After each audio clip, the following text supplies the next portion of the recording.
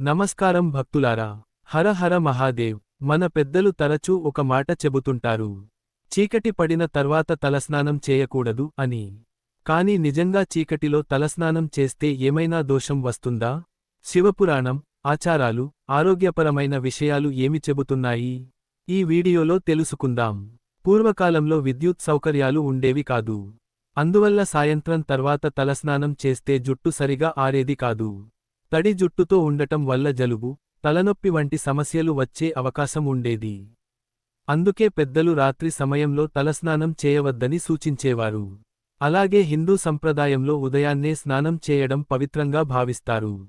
సూర్యోదయానికి ముందు లేదా తర్వాత చేసే స్నానం శరీరానికి, మనసుకు ఉల్లాసాన్ని ఇస్తుందని చెబుతారు. అందుకే ఉదయం స్నానానికి ఎక్కువ ప్రాధాన్యత ఇచ్చారు. అయితే చీకటిలో తలస్నానం చేస్తే పాపం వస్తుంది లేదా దోషం వస్తుంది అని చెప్పే శాస్త్రీయ ఆధారాలు లేవు. అవసరం ఉంటే రాత్రి సమయంలో కూడా తలస్నానం చేయవచ్చు.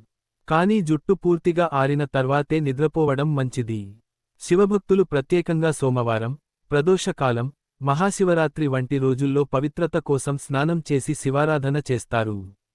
స్నానం చేసిన తర్వాత ఓం నమః శివాయ మంత్రాన్ని జపిస్తే మనసుకు ప్రశాంతత కలుగుతుందని విశ్వసిస్తారు. కాబట్టి భక్తులారా, చీకటిలో తలస్నానం చేయడం వల్ల ఎలాంటి భయాలు పెట్టుకోవాల్సిన అవసరం లేదు. అయితే ఆరోగ్యాన్ని దృష్టిలో పెట్టుకుని జాగ్రత్తలు తీసుకోవాలి. మన పెద్దల ఆచారాల వెనుక ఉన్న కారణాలను అర్థం చేసుకోవడం కూడా చాలా ముఖ్యం. ఈ సమాచారం మీకు ఉపయోగపడితే వీడియోకు లైక్ చేయండి. ఛానెల్ను సబ్స్క్రైబ్ చేయండి. ఓం నమః శివాయ. హర హర మహాదేవ్.